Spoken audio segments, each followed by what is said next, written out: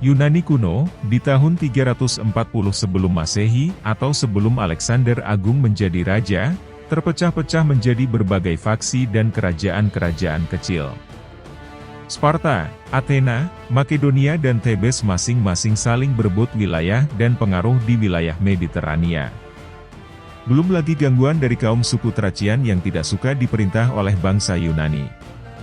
Perpecahan itu tentunya sangat menguntungkan Kekaisaran Persia yang di saat itu merupakan kerajaan terkuat dengan wilayah terbesar meliputi seluruh Mesopotamia, seluruh Asia Kecil dan sebagian Afghanistan kini.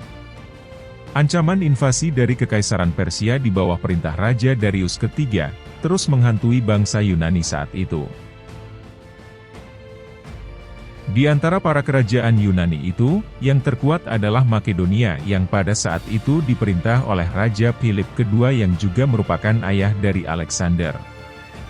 Di masa Philip II, militer Makedonia berkembang menjadi pasukan berdisiplin tinggi, kuat dan tangguh. Dia menciptakan formasi batalion infanteri baru yang dikenal dengan nama Macedonian Phalanx. Sebuah grup infanteri yang seluruh personelnya memakai senjata berupa tombak panjang.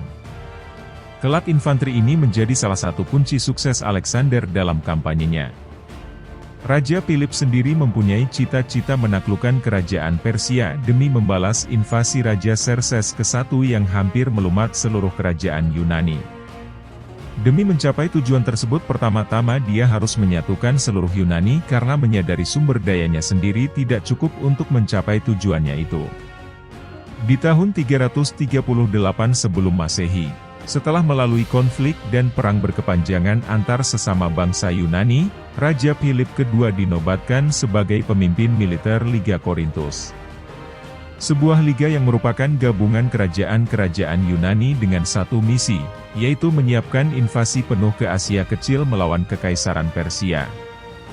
Namun nahas sebelum tujuan tersebut tercapai, di tahun 336 sebelum Masehi di kota Aigai, dia dibunuh oleh seorang anak muda Macedonian ketika menghadiri acara perkawinan kerabatnya.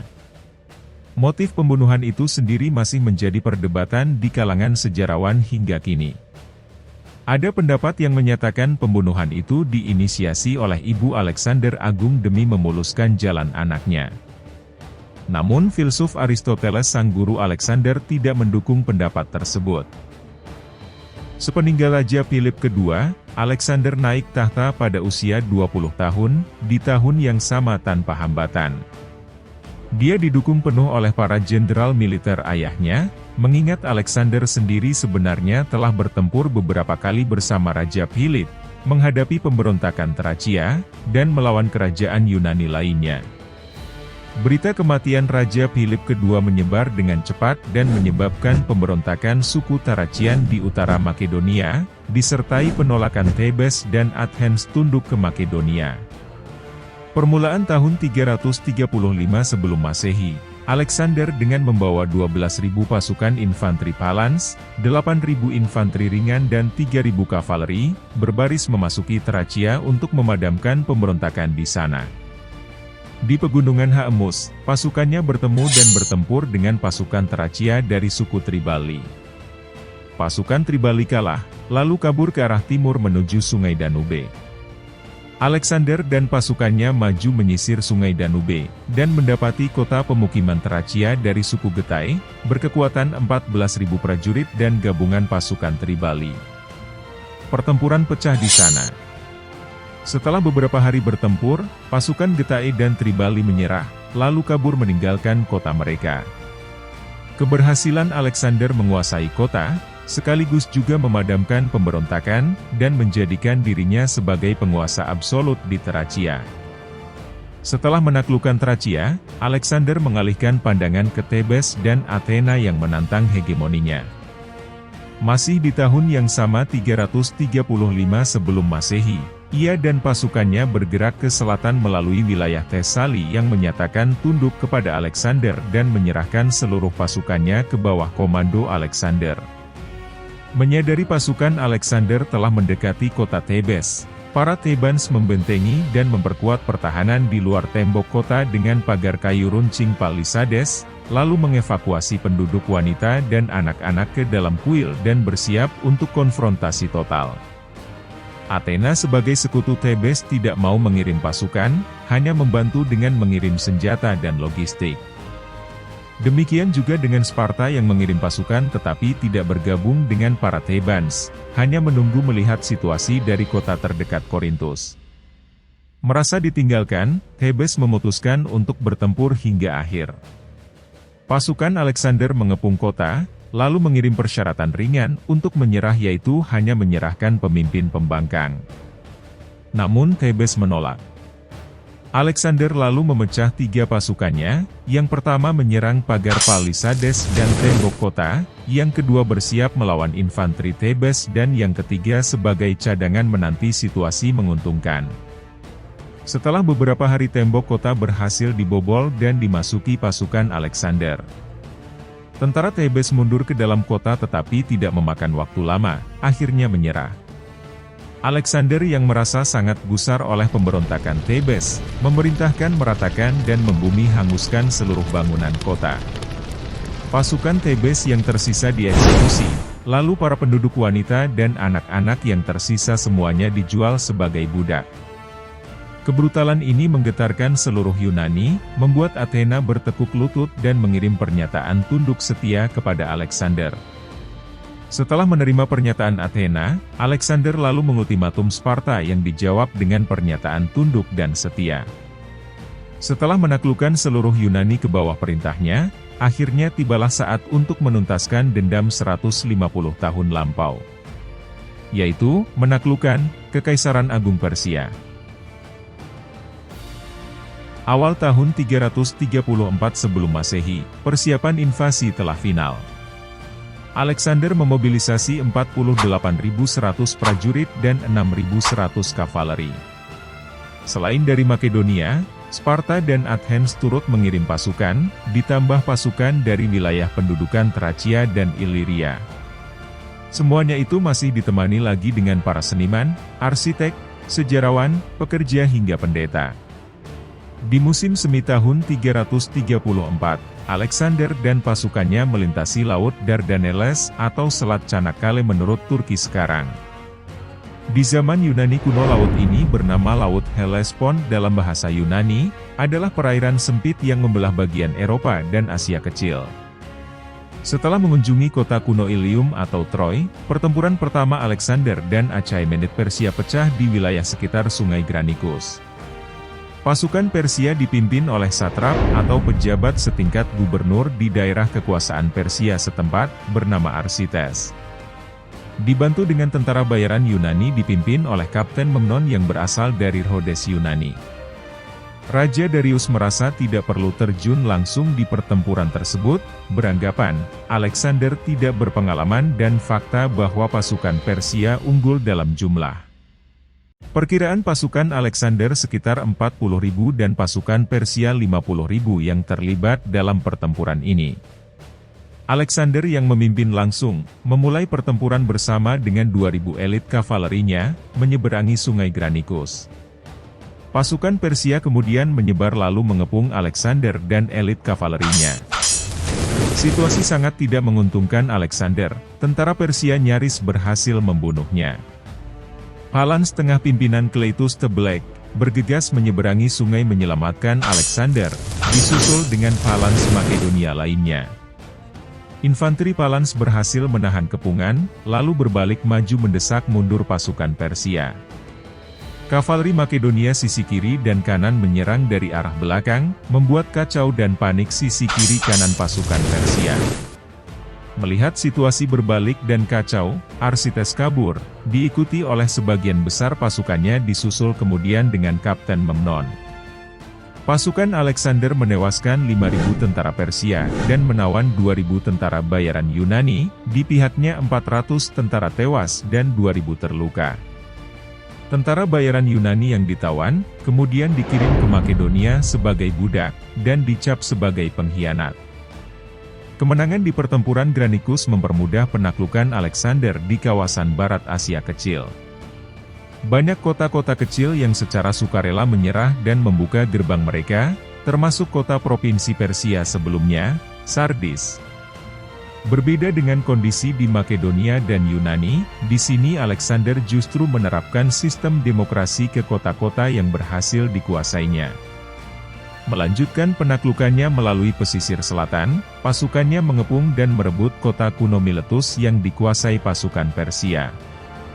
Kemudian mengepung besar-besaran kota Halicarnassus selama 4 bulan sehingga memaksa kapten tentara bayaran Memnon dan satrap Persia untuk Sardis, Orontobates, kabur melalui laut. Jatuhnya Halicarnassus yang merupakan pangkalan utama angkatan laut Persia, sekaligus juga melenyapkan kemampuan tentara Persia menyerang dari arah laut. Setelah memastikan kendalinya atas kota-kota pesisir, Alexander beralih ke pedalaman menuju ke kota pegunungan, Termessos, yang dikuasai tanpa menyerangnya. Dari Termessos, di musim semi tahun 333 sebelum Masehi ia menyeberangi pegunungan Taurus memasuki wilayah provinsi Persia lainnya, Cilicia. Dari sini, pertempuran pertama secara langsung antara Alexander dan Raja Darius III akhirnya terjadi di Issus. Raja Darius yang menyadari ancaman Alexander, memobilisasi pasukan besar dengan estimasi 60.000 prajurit, terdiri dari 30.000 infanteri ringan termasuk pemanah, 11.000 kavaleri, 10.000 Persian Immortal, yang merupakan infanteri berat elit dan 10.000 tentara bayaran Yunani, dipimpin langsung oleh Raja Darius beserta 5 jenderalnya. Di sisi lain, pasukan Alexander berkekuatan 37.000 prajurit terdiri dari 24.000 infanteri berat, 8.000 infanteri ringan termasuk pemanah dan 5.100 kavaleri, dipimpin langsung oleh Alexander beserta 8 jenderal seperti Parmenion, Craterus, Hephaestion dan Ptolemy. Kedua pasukan dipisahkan oleh Sungai Pinarus. Kavaleri Persia menyeberangi sungai memulai pertempuran terbuka menyerang kavaleri Makedonia di sisi kiri. Makedonia Palans yang berada di tengah maju menyeberangi sungai dan dihadang oleh Palans prajurit bayaran Yunani Persia. Awal pertempuran tidak berjalan baik bagi pasukan Makedonia, Palans di tengah menderita korban tewas dan terpaksa mundur kembali menyeberangi sungai. Sementara di sisi kanan, infanteri Makedonia bertahan total menghadapi kumpulan lawan yang berjumlah jauh di atasnya. Menghadapi situasi tidak menguntungkan, Alexander memimpin langsung grup infanteri ringan Hipaspis, berjalan kaki berfokus membuat celah di sayap kiri Persia.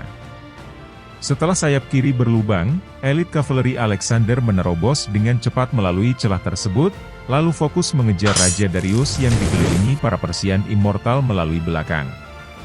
Menyadari dirinya dikejar oleh elit kavaleri Kompanion, Raja Darius menjadi panik, dan memutuskan lari meninggalkan pertempuran bersama para pengawalnya. Kaburnya Raja Darius sontak menjatuhkan moral dan mencerai-beraikan seluruh pasukan Persia karena hilangnya komando tertinggi. Pasukan Persia dan tentara bayaran Yunani kabur meninggalkan korban dan kerugian sangat besar. Pertempuran Issus menjadi kemenangan yang menentukan bagi Makedonia dan awal runtuhnya kekuasaan dinasti Achaemenid Persia. Untuk pertama kalinya tentara Persia dikalahkan di saat raja hadir langsung di pertempuran. Setelah pertempuran, pasukan Alexander menangkap para istri dan putri-putri Raja Darius III. Namun Alexander memperlakukan mereka dengan hormat, bahkan mengawini salah satu putri Raja Darius bernama Stateira II. Raja Darius kemudian mengirim permintaan damai, dengan tawaran memberikan seluruh wilayah yang telah direbut Alexander, beserta sejumlah besar koin sebagai barter keluarganya yang ditawan.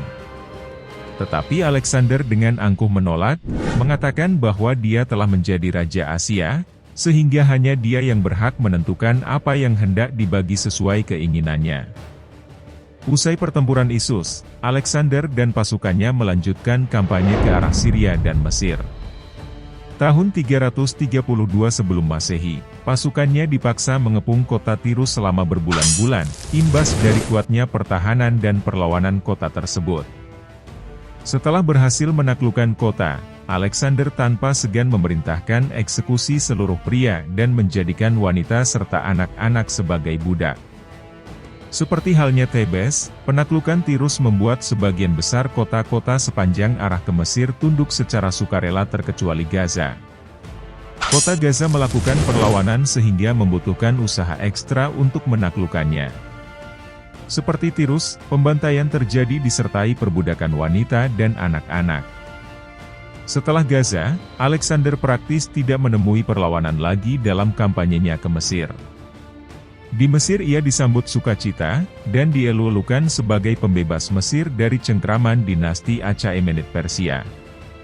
Satrap Persia untuk wilayah Mesir, Masaces, secara sukarela menyerah.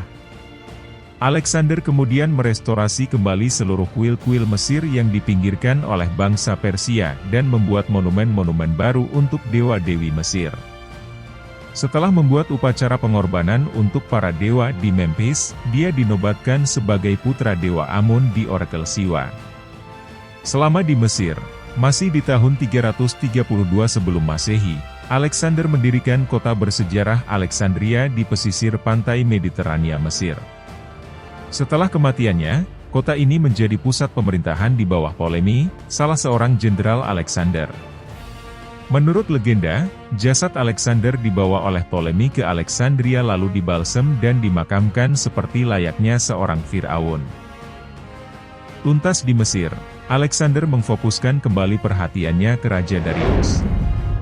Tahun 331 sebelum Masehi, ia dan pasukannya kembali ke kota Tirus. Setelah menyeberangi sungai Efrat, dari situ ia menggunakan rute utara Mesopotamia untuk menuju ke Babilonia. Menggunakan pegunungan di sisi utara sebagai pelindung dari panas dan mencegah perangkap pasukan Raja Darius.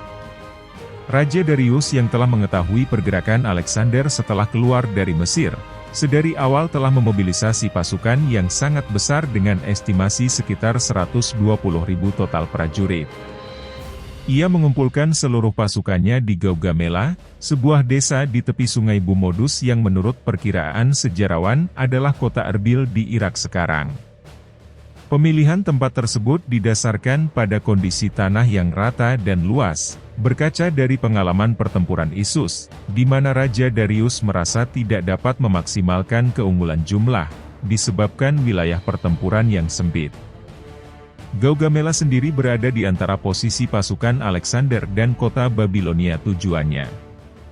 Alexander yang telah mengetahui posisi dan jumlah pasukan Raja Darius dari mata-matanya, tetap maju dan menyeberangi sungai Tigris yang merupakan sungai terakhir rute menuju Gaugamela.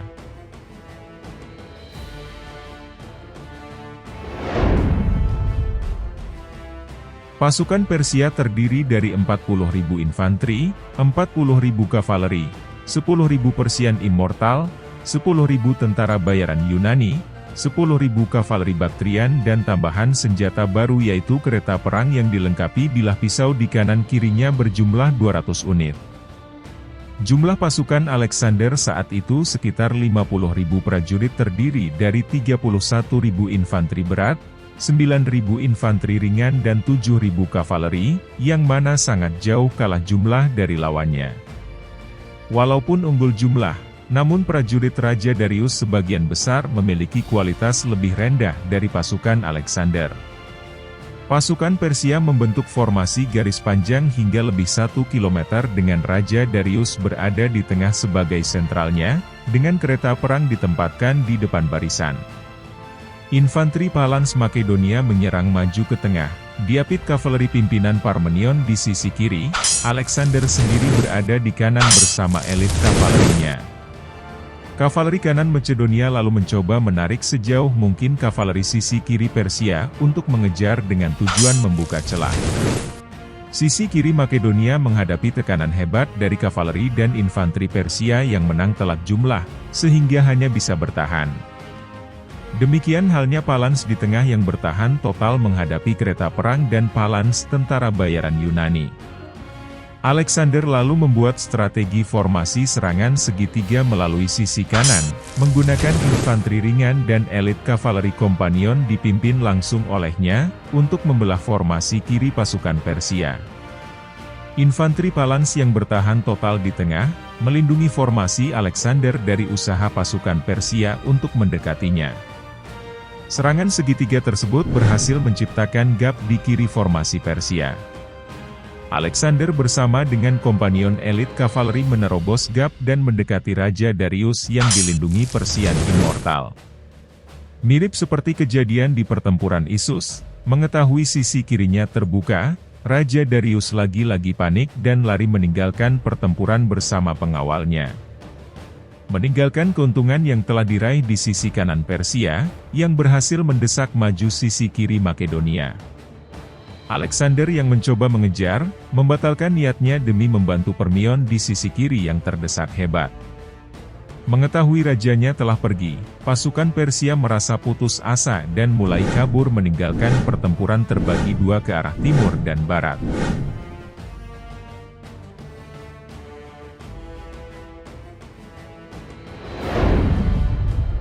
Dalam pelariannya Raja Darius meminta kesetiaan para satrap yang tersisa dan berusaha untuk mengumpulkan kembali pasukannya. Dia kemudian kabur melalui pegunungan menuju ke kota Ecbatana, sebuah kota kuno berlokasi di barat Iran sekarang. Usai kemenangan di Gaugamela, Alexander mengirim utusan ke kota glamor Babilonia. Meminta untuk tidak melawan sambil memberi jaminan tidak akan mengganggu satupun rumah di sana secara paksa. Dia dan pasukannya kemudian berparade memasuki Babilonia dan disambut antusias dengan perayaan meriah oleh para penduduk kota. Di sini Alexander diklaim sebagai Raja Persia dan Asia yang baru. Dari Babilonia, Alexander pergi ke Susa, salah satu kota besar Achaemenid Persia dan merampas harta kekayaannya. Dia lalu mengirim sebagian pasukannya melalui rute jalan kerajaan Persia, memasuki ibu kota Achaemenid Persia, Persepolis. Sementara, dia sendiri membawa pasukan elitnya memerangi pasukan Persia pimpinan Pangeran Ariobarzanes, yang memblokade gerbang Persia menuju ke Persepolis. Setibanya di Persepolis ia membiarkan pasukannya menjarah dan membakar kota tersebut, serta tidak melarang pasukannya merubuhkan patung Raja Xerxes ke-1. Hal itu sebagai peringatan balas dendam pembakaran kota Acropolis Athens, saat invasi Raja Xerxes ke tanah Yunani. Alexander kemudian kembali mengejar Raja Darius memasuki Asia semakin dalam ke wilayah Media lalu ke Partia. Raja Darius yang tidak lagi mengontrol nasibnya sendiri, menjadi tahanan salah satu satrapnya sendiri yaitu satrap Baktrian, Bessus. Ketika pasukan Alexander mendekati posisinya, Bessus memerintahkan anak buahnya membunuh Raja Agung tersebut, lalu mendeklarasikan dirinya sebagai penerus dengan gelar, Raja Artaxerxes kelima. Dia lalu kabur ke wilayah Asia Tengah, melakukan perang gerilya melawan Alexander.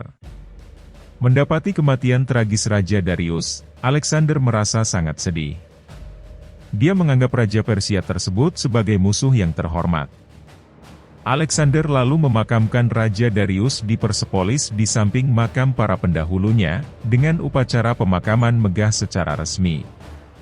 Kematian Raja Darius ketiga, secara resmi mengakhiri kekuasaan dinasti Achaemenid di Persia yang telah berlangsung 220 tahun.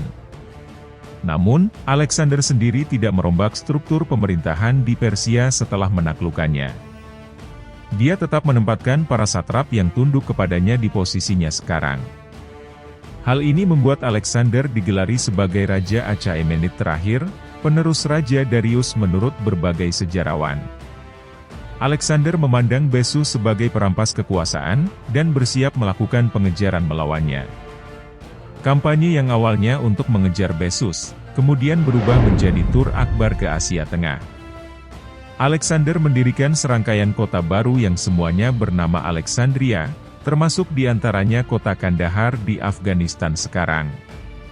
Kampanye tersebut membawa Alexander melewati, dan menaklukkan wilayah-wilayah bekas provinsi atau kesatrapan Achaemenid Persia, seperti Media, Partia, Aria, yang merupakan wilayah barat Afghanistan sekarang. Lalu menuju ke Drangyana, Arachosia, di selatan dan tengah Afghanistan sekarang. Berlanjut kemudian ke Baktria dan Sogdiana di tengah dan utara Afghanistan sekarang. Tahun 329 sebelum Masehi, Bessus dikhianati oleh rekannya sendiri sesama satrap, bernama Spitamenes dan diserahkan ke Jenderal Alexander Ptolemy, untuk dieksekusi. Daerah-daerah di Asia Tengah atau Afghanistan era sekarang, telah berabad lamanya berada dalam kekuasaan Achaemenid Persia dan merupakan provinsi yang dipimpin para satrap dengan penunjukan dari raja. Untuk mengambil hati para satrap yang telah takluk tersebut, Alexander mengadopsi beberapa ritual dan gaya Persia. Dia lalu mengawini putri salah satu satrap bernama Roxana, demi memuluskan pengakuan dirinya sebagai Raja Persia. Hal ini kemudian menjadi bibit perpecahan di antara para komandan Macedonianya, yang tidak setuju dengan pencampuran budaya Yunani dan budaya lainnya. Beberapa menganggap Alexander bahkan berusaha menobatkan dirinya sebagai dewa. Puncaknya ketika muncul plot untuk membunuh Alexander di antara komandannya. Alexander mengetahui rencana tersebut, yang diinisiasi oleh Philotas, anak dari Parmenion salah seorang jenderalnya. Keduanya, anak dan ayah tersebut langsung dieksekusi. Ironisnya, Parmenion sempat menyelamatkan nyawa Alexander di pertempuran Granicus, dan merupakan salah seorang jenderal setia ayah Alexander sendiri, Raja Philip II. Usai mengatasi Bessus dan setelah perkawinannya dengan Roxana, Alexander menatap lebih jauh ke anak benua India. Dia kemudian mengundang para kepala suku dan bekas satrap Persia di wilayah tersebut untuk tunduk kepada kekuasaannya. Sebagian menerima namun sebagian lagi menolak. Penguasa Taksila bernama Amhi, menerima Alexander dan memberikan bantuan logistik hingga pasukan kepadanya. Alexander bersama pasukannya disambut di kota tersebut dengan ramah tamah. Dari Taksila, Alexander memulai lagi kampanyenya melawan raja lokal setempat bernama Porus, yang menolak tunduk kepadanya. Tahun 326 sebelum Masehi, pertempuran antara keduanya terjadi di tepi sungai Hidaspes, yang berlokasi di Provinsi Punjab Pakistan modern sekarang. Pertempuran kali ini berbeda dengan pertempuran-pertempuran yang dilalui Alexander sebelumnya. Penyebabnya, karena faktor alam dan geografi. Medan pertempuran berupa hutan tropis dan berawa-rawa. Sungai Hidaspes sendiri merupakan sungai lebar yang berarus deras, sehingga sangat sulit untuk menyeberangkan pasukan, tanpa menimbulkan kerugian besar jika diserang pasukan lawan dari seberang sungai. Kedua pasukan membuat kamp di tepian sungai yang berseberangan. Pasukan Alexander terdiri dari 40.000 infanteri dan 7.000 kavaleri. Di pihak Raja Porus membawa 50.000 infanteri, 2.000 kavaleri dan 85 gajah perang. Alexander kemudian mengirim mata-matanya menelusuri sungai, mencari area terbaik untuk menyeberang dan mendapati pulau kecil di hulu, berjarak 27 km dari kamp yang cukup mudah untuk diseberangi. Dia lalu membawa 15.000 infanteri dan 5.000 kavaleri, menuju ke area tersebut secara rahasia dan senyap, untuk menghindari pergerakan pasukannya diketahui. Pergerakan tersebut bahkan sebagian dilakukan pada malam hari. Pasukan utama yang dipimpin Craterus tetap berada di kamp untuk menghindari kecurigaan Raja Porus. Menggunakan rakit-rakit kecil, Alexander membawa pasukannya ke pulau, lalu menyeberang ke sisi lain sungai. Setelah Alexander berhasil membawa seluruh pasukan melintasi sungai, Raja Porus baru menyadarinya. Dia lalu mengirim pasukan kecil dipimpin anaknya untuk menghalau Alexander kembali namun gagal. Pasukan tersebut dihabisi oleh kavaleri Alexander. Menyadari hal itu Raja Porus lalu mengerahkan seluruh pasukan terbaiknya untuk menyerang Alexander dan menyisakan sebagian kecil pasukan untuk berjaga menghadapi Craterus. Alexander memulai pertempuran dengan mengirim pemanah berkuda ke sisi kiri pasukan India, dan kavaleri berat ke sisi kanan untuk menyerang kavaleri Raja Porus. Infanteri berat Palans yang sangat kalah jumlah 1 berbanding 5, bertahan di tengah menghadapi gajah perang dan infanteri India. Alexander seperti biasa, memimpin langsung serangan. Serangan dari kedua sayap berhasil membuat kocar-kacir kavaleri India, dan membuat mereka lari ke tengah berlindung di antara gajah perang. Gajah perang Raja Porus sangat merepotkan Palans Makedonia, dan menimbulkan korban besar, namun dengan keunggulan panjang tombak dan sikap disiplin tinggi, Palans berhasil menahan gajah tersebut. Dibantu dengan lemparan tombak beracun infanteri ringan, memaksa gajah-gajah tersebut mundur kembali ke barisan dan merusak infanteri India sendiri. Ceraterus yang berada di base camp akhirnya berhasil menyeberangi sungai dan mengalahkan pasukan Raja Porus yang menghadang. Ia kemudian bergabung menyerang dari belakang memberikan pukulan mematikan.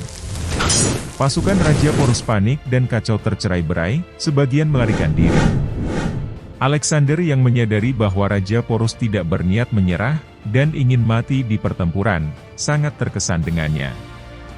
Ia lalu membujuk raja tersebut untuk menyerah melalui sekutu dekatnya.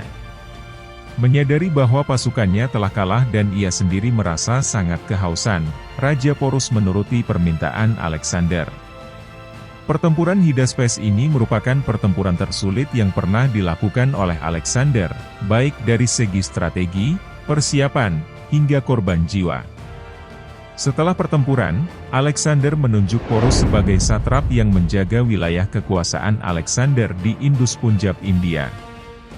Alexander mendirikan 2 kota di daerah Sungai Hydaspes dan menamai salah satunya dengan nama Bucephala, nama kuda Alexander yang telah menemaninya selama kampanyenya, dan mati di pertempuran tersebut. Dari Sungai Hydaspes, Alexander menatap lebih jauh ke timur, berniat melanjutkan penaklukannya ke seluruh India. Namun, sebelum hal itu terlaksana, para pasukannya yang berasal dari Makedonia menolak dan memberontak.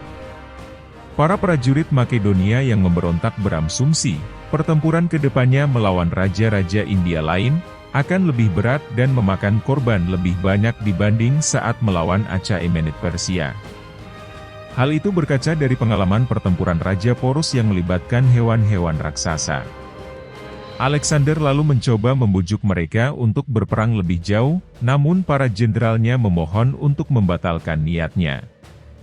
Dengan alasan, para prajurit Makedonia telah lelah bertempur selama 12 tahun, dan rindu akan keluarga mereka di tanah Yunani. Alexander akhirnya setuju dan memutar arah kembali ke Persia melalui rute selatan sepanjang daerah Indus. Berbaliknya Alexander sekaligus menandai Sungai Hydaspes sebagai batas timur terjauh penaklukannya. Selama perjalanan kembali, ia dan pasukannya menaklukkan wilayah Malhi dan beberapa suku India lainnya. Di sini, saat pengepungan benteng Malian, ia terkena panah dan nyaris terbunuh. Alexander kemudian mengirim sebagian besar pasukannya bersama Ceraterus ke wilayah provinsi Carmania Persia, dan menugaskan sebuah armada, dipimpin oleh Admiral Nearchus, untuk menjelajahi wilayah pesisir Teluk Persia. Sementara, ia sendiri memimpin sisa pasukan melintasi rute selatan yang keras, melalui gurun Gedrosian dan Makran. Perjalanan keras selama 60 hari melintasi gurun, merenggut banyak nyawa grup ekspedisi tersebut. Sekitar 10-12 ribu anak buah Alexander merenggang nyawa di gurun pasir tersebut, belum termasuk hewan-hewan pengangkut. Ada 2 pendapat berbeda mengenai keputusan Alexander memasuki gurun, dibanding melewati tepi pantai yang lebih ramah. Yang pertama karena ia ingin menghukum pasukannya yang menolak memasuki wilayah India ke timur, dan yang kedua karena ingin mengalahkan Raja Achaemenid Persia terdahulu, Cyrus Agung, yang gagal melintasi gurun tersebut.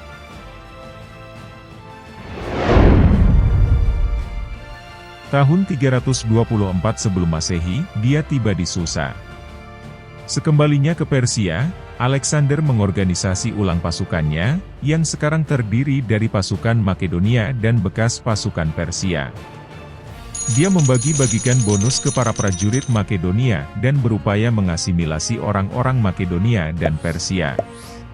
Salah satu caranya, dengan mengadakan perkawinan massal para perwira seniornya dengan para wanita Persia.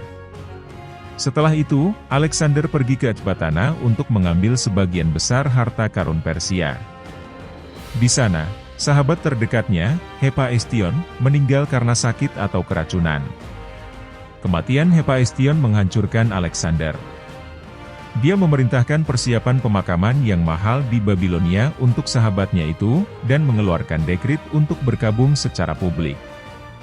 Terpukul oleh kematian sahabatnya, Sekembalinya ke Babilonia, di akhir bulan Mei tahun 323 sebelum Masehi, Alexander mengadakan pesta perjamuan besar-besaran, sekaligus untuk menyambut Admiral Nearchus dan merayakan kesuksesan kampanye India. Pesta diadakan besar-besaran dan dipenuhi sangat banyak anggur. Setelah 2 hari berpesta meminum anggur, Alexander jatuh sakit. Dia mengalami demam tinggi yang membuatnya sampai tidak bisa berbicara setelah beberapa hari kemudian. 2 minggu setelah sakitnya, tepatnya di tanggal 10 atau 11 Juni tahun 323 sebelum Masehi, Alexander meninggal dunia. Dia meninggal di Istana Nebukadnezar II, di Babilonia, pada usia 32 tahun. Banyak versi penyebab kematiannya. Ada yang menyebutkan karena anggur yang diminumnya, diracun oleh jenderalnya sendiri, dengan motif, kekhawatiran kejadian eksekusi Parmenion dan Philotas akan terulang. Ada juga menyebutkan karena penyakit seperti virus Nil, meningitis dan tifoid. Penyebab lain bisa juga karena kondisi tubuh yang melemah setelah terluka berkali-kali selama bertempur, disertai gaya hidup yang sering bermabuk-mabukan selama bertahun-tahun. Apapun penyebab pastinya, kita di generasi sekarang tidak akan pernah mengetahuinya. Setelah kematiannya, jenazah Alexander dibaringkan dalam sarkofagus antropoid emas yang diisi dengan madu, lalu ditempatkan dalam peti emas dan dibawa ke Makedonia untuk dimakamkan. Di tengah perjalanan, iring-iringan jenazah direbut seorang jenderal Alexander, Ptolemy, lalu dibawa dan ditempatkan di Memphis, Mesir.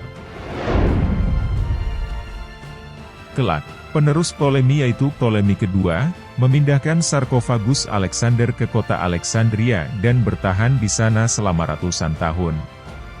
Era berganti, ke kejayaan Romawi. Makam Alexander menjadi tempat berziarah yang dikultuskan oleh para kaisar-kaisar Romawi seperti Pompei, Julius Caesar, Augustus, Caligula dan yang lainnya. Namun, di tahun 200 sesudah Masehi, Kaisar Septimus Severus menutup makam tersebut.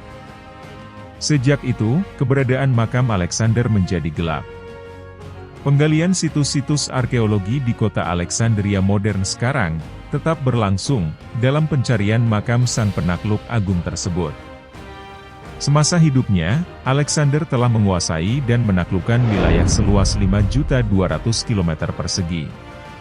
Terbentang dari wilayah Mediterania Eropa, Asia Kecil, Afrika Mesir, Asia Tengah hingga ke anak benua India. Dia mendirikan puluhan pemukiman, yang beberapa di antaranya menjadi kota dan tetap bertahan hingga masa kini. Seperti, Alexandria di Mesir, Kandahar di Afghanistan, Jerash di Yordania. Kampanye penaklukan Alexander membuka jalur perdagangan yang panjang antara Asia dan Eropa, serta menyebarkan kebudayaan Helenistik Yunani dan mempengaruhi kebudayaan-kebudayaan lain selama berabad-abad. Salah satu contoh pengaruhnya terlihat jelas di bangsa Romawi yang berjaya setelah eranya. Bangsa Romawi banyak mengadopsi arsitektur, gaya hidup dan kepercayaan dewa-dewi Yunani kuno. Selama kampanye militernya, Alexander tidak pernah mengalami kekalahan sekalipun. Di semua pertempuran besar, Alexander selalu kalah dalam hal jumlah pasukan. Semua taktik pertempuran yang dilakukannya, menjadi pelajaran bagi akademi-akademi militer hingga kini. Kemampuannya memindahkan puluhan ribu pasukan hingga ribuan kilometer dalam waktu singkat, dan tetap mampu bertempur berkali-kali, mencerminkan kejeniusan strategi logistiknya. Dengan membayangkan transportasi di era kuno 2300 tahun lampau, kita bisa membayangkan kerumitan memindahkan 50.000 pasukan, ribuan kuda dan berbagai peralatan militer, sejauh ribuan kilometer. Berkaca dari itu, mungkin bisa dibandingkan kejeniusan para jenderal Rusia di era sekarang, saat menginvasi Ukraina. Di mana, sebagian besar kendaraan militer mereka mogok kehabisan bahan bakar, setelah memasuki wilayah Ukraina lebih dalam. Dengan kenyataan, pasukan Rusia sudah lebih dahulu melakukan persiapan mobilisasi berbulan-bulan sebelum invasi di perbatasan Rusia dan Ukraina. Akhirnya sampailah kita di akhir cerita sang legenda penakluk. Terima kasih telah menonton, dan sampai jumpa di cerita sejarah lainnya.